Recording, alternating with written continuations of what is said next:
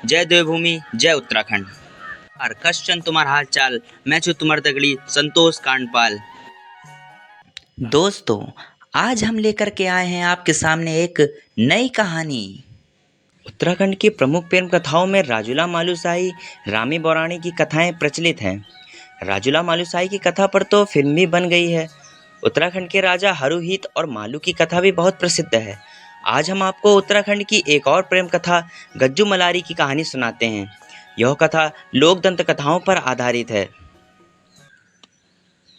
यह कथा उत्तराखंड के उत्तरकाशी के रवाई घाटी की दोरी भीतरी में घटित प्रेम कथा है। बहुत समय पहले की बात है। उत्तरकाशी के रवाई घाटी में एक चरवाहा रहता था जिसका नाम गज्जू था। वह वहाँ के जंगलों में अपनी भेड़ें चराकर अपना जीवन यापन करता था।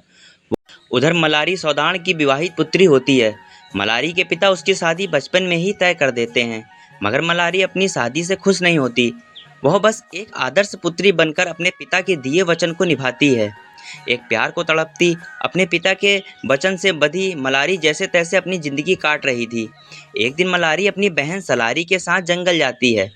जब वह जंगल में सुतर बिन रही होती है, अचानक उस पर बाघ हमला कर देता है और वो मदद के लिए चिल्लाती है। तभी पास में गज्जू अपने भेड़ें चरा रहा था। मलारी की आवाज़ सुनकर वो बिना समय गंवाए बाघ से भिड़ जाता है और बाघ को खदेड़ देता है। तब मलारी और गज्जू की पहली मुलाकात होती है। इस मुलाकात पे गज्जू मलारी एक दूसरे से आकर्षित हो जाते हैं, मगर मलारी को अपने विवाहित होने का एहसास भी रहता है। अपने पिता के वचन की याद भी रहती है। वह इस प्रेम पास से दूर रहने की बहुत कोशिश करती है, मगर प्रेम और स्नेह के बिना जिंदगी जी रही मलारी बहुत समय तक अपने आप को रोक नहीं पाती और गज्जू के मोह पास में पड़ जाती है। गज्जू एक चरवाहा था, घुमक्कड़ी उसका जीवन यापन और मलारी सौदान की पुत्री। किसकी हिम्मत को सौदान की बहू बेटियों की तरफ नज़र भी डाले। एक तरफ समाज की इतनी बड़ी खाई, दूसरी तरफ मलारी का मोह पास। इसी व्यवस्था में जकड़ा गज्जू भी प्रेम की राह में आगे बढ़ गया। मजबूरियों में जकड़े दोनों प्रेमी एक दूसरे को साहस देते हैं। गज्जू कहता है, मैं जानता हूँ वास्तविकता क्या है, मगर क्या करूँ, मैं अपने आप को रोक नहीं पाया और तुमसे प्यार कर बैठा।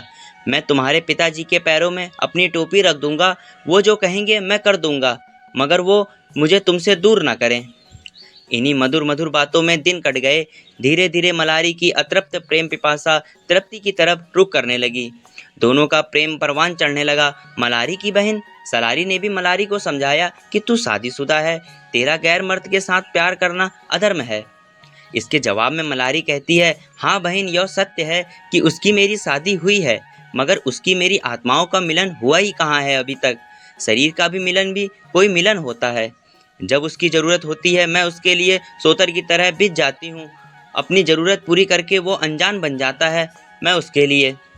मैं तो बस बाबा का वचन निभा रही हूँ, मगर अब मैं गज्जू के मुँह पास में बदती जा रही हूँ। गज्जू से मेरा आत्मा का मिलन है। इसी प्रकार गज्जू मलारी का प्रेम परवान चढ़ता जा रहा था, मगर नियति को कुछ और ही मंजूर था। एक दिन मलारी ने गज्जू को मेला देखने बुलाया। खुद दोनों बहनें भी मेला घूमने गई। वहाँ एक युवक ने मलारी से दुर्व्यवहार करना शुरू कर दिया। यह बात गज्जू को पता चली तो उसने उस युवक की पिटाई कर दी। दुर्भावना से ग्रसित उस युवक ने गांव में सबको बता दिया कि गज्जू मलारी की प्रेम प्रसंग चल रहा है। यह बात मलारी के पिता सौदाड़ को पता चली। उसने गुस्से में आकर मलारी को चार दीवारी में कैद कर दिया। अब एक तरफ सौदान की हठ धर्मता और दूसरी तरफ मलारी का अतृप्त प्रेम। उधर गज्जू भी ये उम्मीद में बैठा रहा कि मेरी मलारी एक दिन पक्का मेरे पास आएगी। लोगों को लाख समझाने पर भी मलारी गज्जू के प्रेम पास से बाहर नहीं निकल पा रही थी। उधर पिता का सख्त पहरा था, इधर गज्जू के लिए मलारी के दिल में अगाध प्रेम। मलारी गज्जू से मिलने के लिए पूरी तरह जिद पर उतर आई।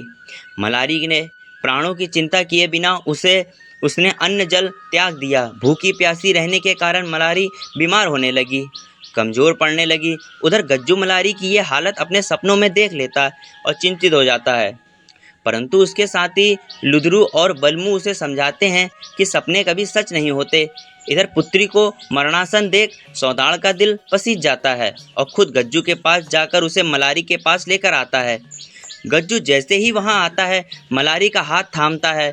उसके बाद मलारी की आंखें पथराना शुरू हो जाती हैं। गज्जू की आंखें डब-डब भर जाती हैं। उसे एहसास हो जाता है कि अब मेरी मलारी नहीं बचेगी। तब वो बोलता है, मलारी तू मर भी जाएगी तो मैं तेरे साथ ही आऊँगा। तू सदा मेरी रहेगी। मैं तेरी मूर्ति की माला बनाकर अपने गले में धारण करूँगा। हे मलारी, मैं ही तेरा अंतिम संस्कार करूँगा। चिता पर भी तू पूर्णिमा के चाँद सी दिखेगी। दोनों प्रेमियों की अंतिम बातचीत की चलती जाती है।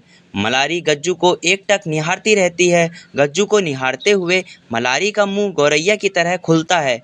आंखें पथरा जाती हैं। गज्जू अपने कपड़े का टुकड़ा फाड़ के उसका मुंह बंद करता है। इसी के साथ मलारी निष्प्राण हो जाती है। आपको ये कहानी कैसी लगी कमेंट में ज़रूर बताएं। लाइक शेयर एंड सब्सक्राइब करना ना भूलें। ऐसी ही मनोरंजक कहानी हम आपके सामने लाते रहेंगे। जय देवभूमि, जय उत्तराखंड।